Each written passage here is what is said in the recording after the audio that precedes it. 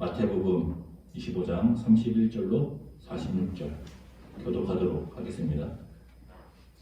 인자가 자기 영광으로 모든 천사와 함께 올 때에 자기 영광의 보좌에 앉으리니 모든 민족을 그 앞에 두고 각각 구분하기를 목자가 양과 염소를 보는 것 같이 하여 양은 그 오른편에 염소는 왼편에 두리라.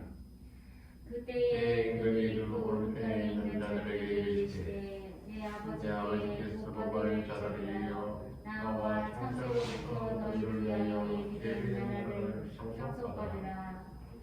내가 줄일 때에 너희가 먹을 것을 주었고 목마를 때에 마시게 하였고 나그네 되었을 때에 영접하였고 벌벗었을 때에 옷을 입혔고 병들었을 때에 돌보았고 옥에 갇혔을 때에 와서 보았느니라. 이 의인들이 대답하여 이르되 주여 우리가 어느 때에 주께서 줄이신 것을 보고 음식을 대접하였으며 목마르신 것을 보고 마시게 하였나이까. 어느 때에 나그네 되신 것을 보고 영접하였으며 헐벗은 것을 보고 어찌 되었나이까.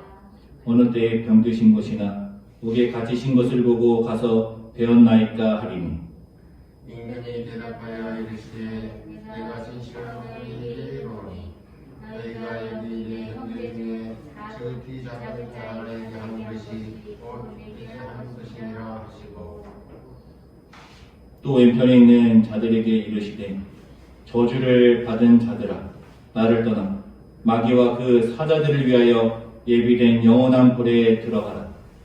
내가 들을 때에 너희가 먹을 것을 주지 아니하였고 목마를 때에 마시게 하지 아니하였고 나그네 되었을 때에 영접하지 아니하였고 헐 벗었을 때에 옷 입히지 아니하였고 병들었을 때와 옥에 갇혔을 때에 돌보지 아니하였느니라 하시니 그들도 대답하여 이르되 주여 우리가 어느 때에 주께서 줄이신 것이나 목마르신 것이나 나그네 되신 것이나 벌거신 것이나 병드신 것이나 옥에 갇히신 것을 보고 공양하지 아니하였느니까.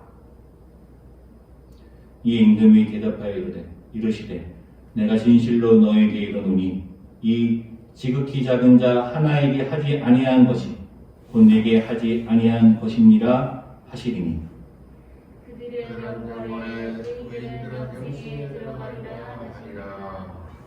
아멘.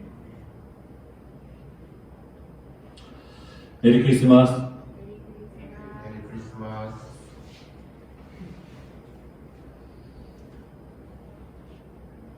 성탄의 기쁨과 감격이 우리들의 삶 가운데 충만할 수 있기를 주님의 이름으로 축원합니다. 방역 지침에 따라서 남성교회도 오늘부터 온라인 예배로 예배를 전환하였습니다. 코로나19로 모두가 다 힘든 시기이지만 성탄 감사 예배를 통하여 다시 한번 주께서 왜 오셨는가를 우리가 깊이 생각하고 그리고 그 은혜와 감격 속에 우리가 충만할 수 있기를 소망합니다.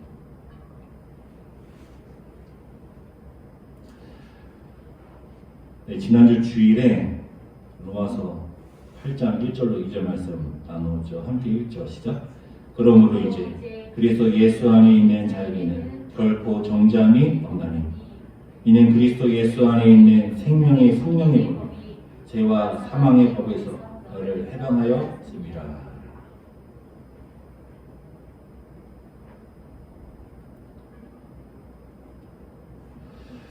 예수 안에 있으면 정죄함이 없다 이렇게 하는데 정죄함이 없다 느낌표일까 아니면 정죄함이 없다 물음표일까? 로마서 8장 1절은 예수 안에 있으면 정죄함이 없다 하지만 마태복음 7장 21절로 23절 때문에 두려운 것이죠. 혹시나 그럼에도 불구하고 정죄받지는 않을까? 어떻게 하면 우리가 하나님 앞에서 정죄를 받지 않을 수 있을까? 어떻게 하면 우리가 하나님 뜻대로 살 수 있을까? 주님 앞에 설 때 주님께서는 우리에게 뭐라고 하시고 또 우리는 주님께 뭐라고 할까? 로마서 8장 1절은 예수 안에 있으면 결코 정죄함이 없다라고 하는데 예수 안에 있다라는 것은 언약 안에 있다. 그리고 믿음 안에 있다라는 것이라고 지난 시간에 나누었습니다. 기억이 잘 안 나시면 지난주 설교를 다시 보시고요. 그래서 우리는 정죄의 사례로 아담, 그리고 광야에서의 이스라엘, 마지막으로 베드로를 함께 나누었죠. 특히 베드로의 실패와 성공을 통해서 우리는 어떻게 정죄받지 않을 수 있을까를 나누었어요. 어떻게 하면 정죄를 받지 않을 수 있느냐? 썩어질 세상을 보지 않고 하나님의 나라를 바라보면 정죄받지 않을 수 있다라는 것이 결론이었고 그리고 메시지였습니다. 썩어질 세상을 바라보면 하나님의 나라를 볼 수 없고 하나님의 나라를 바라보면 썩어질 세상을 보지 않게 된다 라고 말씀드렸어요. 말씀을 전하고 나서 저는 이 말씀이 동의가 되고 했지만 우리 성도님들은 어땠을까 궁금하더라고요. 우리 성도님들도 그렇게 생각하실까? 세상을 바라보면 하나님 나라 볼 수 없고 하나님 나라를 바라보면 세상을 볼 수 없다. 이 말이 동의가 되실까? 그리고 하나님의 나라를 바라보고 썩어질 세상을 보지 않아야 정죄를 받지 않는다. 달리 말하면 썩어질 세상 보면 정죄 받는다. 라는 이러한 말씀을 우리 성도님들이 어떻게 생각하셨을까? 그래서 저는 다시 한번 이 메시지를 전하려고 해요. 썩어질 세상을 바라보면 하나님 나라 볼 수 없고 그러면 정죄를 받는다는 것이죠. 하나님의 나라를 바라보면 썩어질 세상 볼 수 없고 그러면 예수 안에서 정죄받지 않는다. 이 말씀을, 이 메시지를 오늘 다시 전할 거예요. 그러니까 오늘 설교가 무슨 내용인지는 벌써 나온 거죠.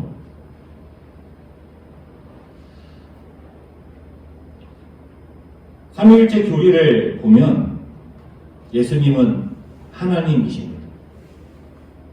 그리고 요한복음에서는 태초에 예수님께서 하나님과 함께 계셨고 만물이 예수님으로 말미암아 지어졌다라고 해요. 만물이 예수님으로 말미암아 지어졌다라는 것은 예수님은 이 세상의 주인이라는 것이죠.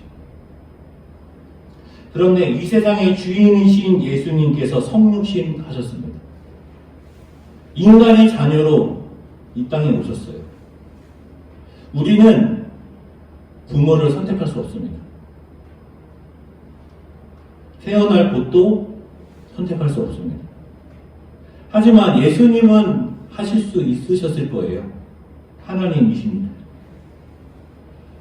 그런데 예수님은 그 부모님에게서 그곳에서 태어나신 것이죠. 우리 성도님들은 어떻습니까? 만약에 태어나기 전에 선택할 수 있어요. 태어날 나라도 선택할 수 있고 또 부모도 선택할 수 있어요. 그러면 누구를 선택하시겠습니까? 저는 대한민국 국민이라는 자긍심이 있지만 만일에 제가 선택할 수 있다면 저는 프랑스 파리에서 태어나고 싶습니다. 그리고 이왕이면 부잣집 아들로 태어나고 싶습니다. 혹시 나는 가장 가난한 나라에서 가장 가난한 부모 밑에 태어나고 싶다. 그렇게 선택하실 분 있으신가요? 네, 예수님은 말구유라는 가장 낮은 곳에서 태어나셨습니다. 예수님은 나사렛 시골에서 자라나셨어요. 예수님의 삶 거의 대부분이 나사렛에 있었습니다.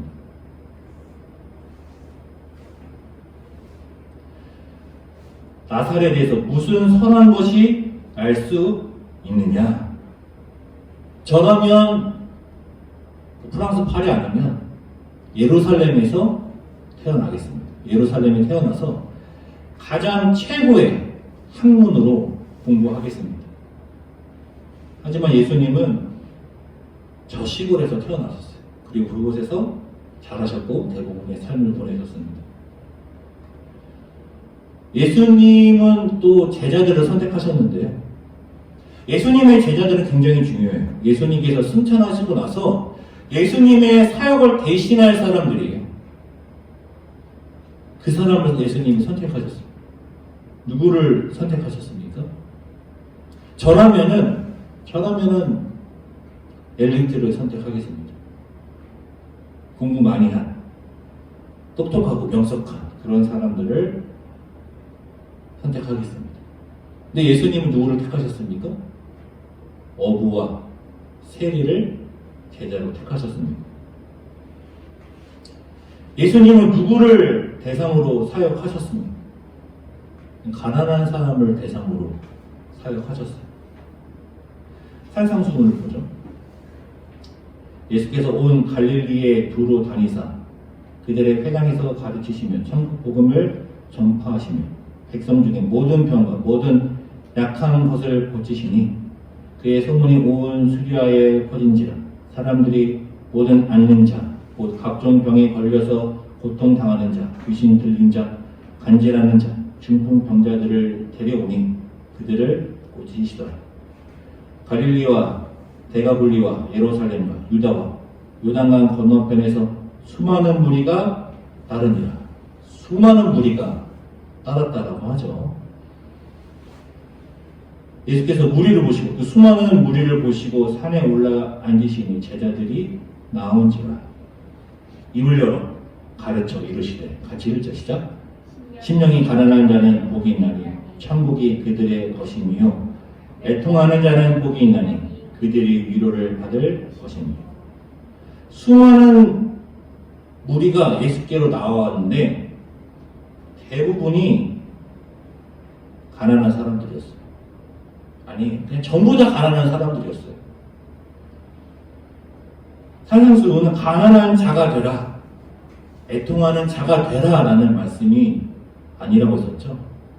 가난한 자, 애통한 자에게, 그 무리에게 수많은 무리가 예수님을 따랐는데 전부 다 가난한 사람들이에요. 가난하고 애통하는 자들. 그들을 향하여 너희가 복되다라고 하신 거예요. 예수님께서는 가난한 자들을 대상으로 사역하셨습니다. 만일 하나 부자가 예수님을 따르려고 하면은 예수님이 뭐라고 하시느냐?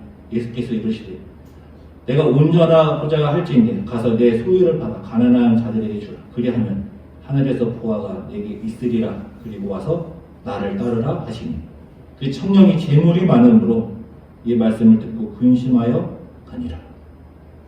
만일 하나 부자가 와서 따르려고 하면은 이런 식으로 돌려보내셨습니다. 예수께서 제자들에게 이르시되 내가 진실로 너에게 이르노니 부자는 천국에 들어가기가 어려우니라. 다시 너에게 말하노니 낙타가 바늘귀로 들어가는 것이 부자가 하나님의 나라에 들어가는 것보다 쉬우니라.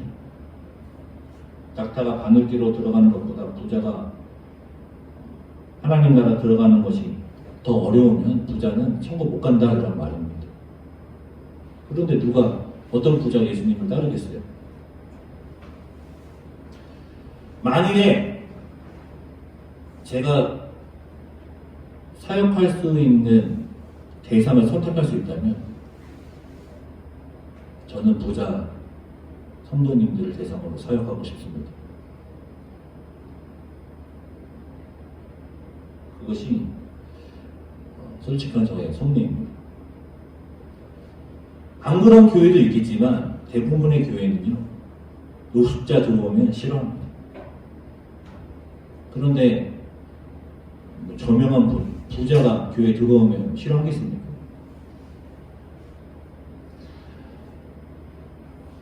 예수님은 가장 낮은 곳에 태어나셔서 가장 낮은 사람들만 택하시고 가장 낮은 사람들에게 가셨어요.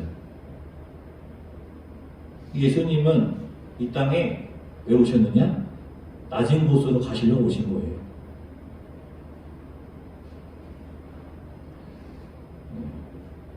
예수님의 끝은 어떻습니까? 예수님의 끝?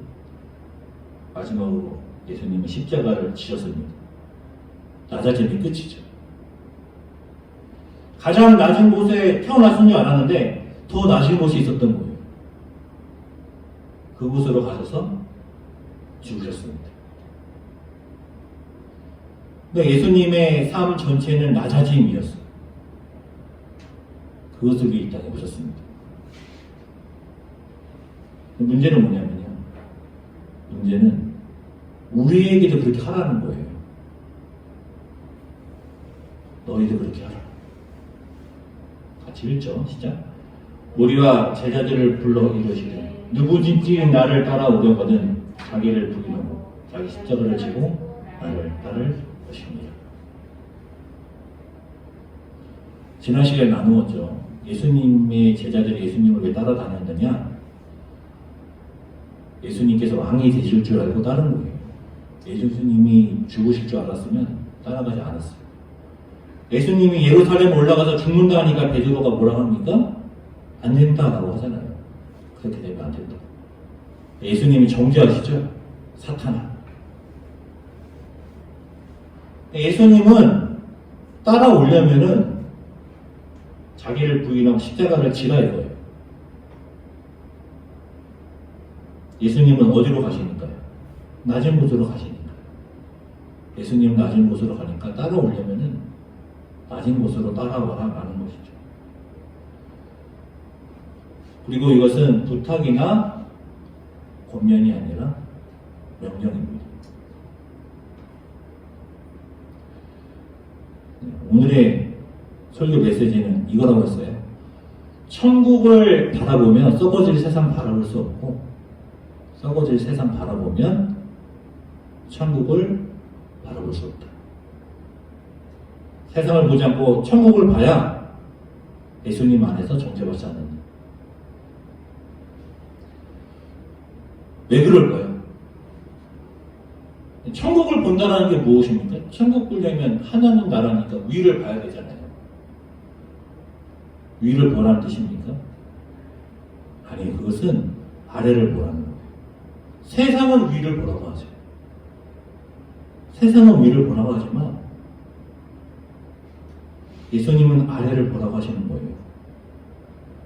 예수님께서 낮은 곳에 태어나셔서 가장 낮은 곳까지 내려가셔서 십자가에서 죽으시니까 어떻게 됩니까? 그러니까 아버지의 영광이 들어가는 거예요.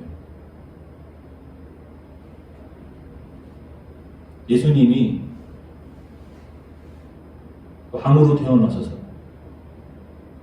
가장 높은 곳만 바라보다가 죽으셨으면 아버지 영광에 들어가실 수 있으셨을까요? 이러시면 되잖아요. 로마의 왕으로 태어나면 되잖아요. 로마의 왕으로 태어나서 세계 다 정복하고 국교로 그냥 만들면 되잖아요. 그럼 되지 않습니까? 그 방법이 훨씬 더 좋은 방법 아닐까요? 효율적이고 영광스럽고. 하나님의 방법이 그게 아닌 것이죠. 낮은 곳에 태어나서 낮은 곳으로 내려가서 가장 낮은 곳에서 죽어야 영광이 들어간다는 거예요.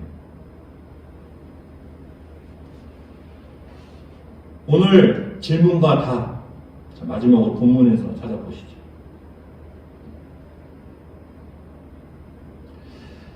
인자가 자기 영광으로 모든 천사와 함께 올 때에 자기 영광의 보좌에 앉으리니, 주님 앞에 서는 장면을 보는 겁니다. 주님 앞에 서는 장면. 그런데 모든 민족을 그 앞에 각각 구분하기를 목자가 양과 염소를 구분하는 것 같이 하여 모든 민족을 주님 앞에 세우고 그리고 오른쪽과 왼쪽으로 구분합니다. 자, 오른쪽은 양이죠. 양은 그 오른편에, 염소는 그 왼편에 두니라.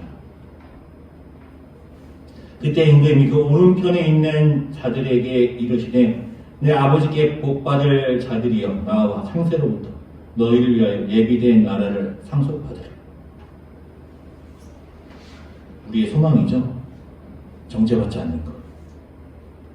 오른편에 있는 자들은 정죄받지 않아요. 정죄받지 않으니까 뭐라고 합니까? 아버지께 복받을 자들이여 나와 창세로부터 너희를 위하여 예비된 나라를 상속받으라. 정죄받지 않으면 하나님의 나라를 상속받는 거예요. 그런데 우리가 다 아는 말씀이죠. 이들이 왜 하나님의 나라를 상속받습니까? 임금이 대답하여 이르시되 내가 진실로 너희에게 이르노니 너희가 여기 내 형제 중에 지극히 작은 자 하나에게 한 것이 곧 내게 한 것이니라 하시고. 지극히 작은 자. 지극히 작은 자에게 간 거예요. 누구나 다 지극히 높은 자에게 가기를 원해요. 지극히 높은 자랑 친해지기 원하고요. 지극히 높은 자랑 가까워지기 원하고 지극히 높은 자처럼 되길 원하죠. 근데 주님은 지극히 작은 자에게 가라는 거예요. 그리고 그를 섬기라는 것이죠. 지극히 작은 자를 섬기는 것이 주님을 섬기는 것이다. 그리고 그들은 정죄받지 않습니다. 그게 예수 안에 있다는 거예요. 하나님 나라를 바라본다는 것은 세상의 높은 곳을 바라보지 않고 예수님이 그러셨던 것처럼 낮은 곳으로 가는 거예요. 지극히 작은 자에게. 정지의 정면을 보시죠. 또 왼편에 있는 자들에게 이르시되 저주를 받은 자들아 나를 떠나 마귀와 그 사자들을 위하여 예비된 영원한 불에 들어가라. 우리가 주님 앞에서 이런 말 들을까 두려운 것이죠.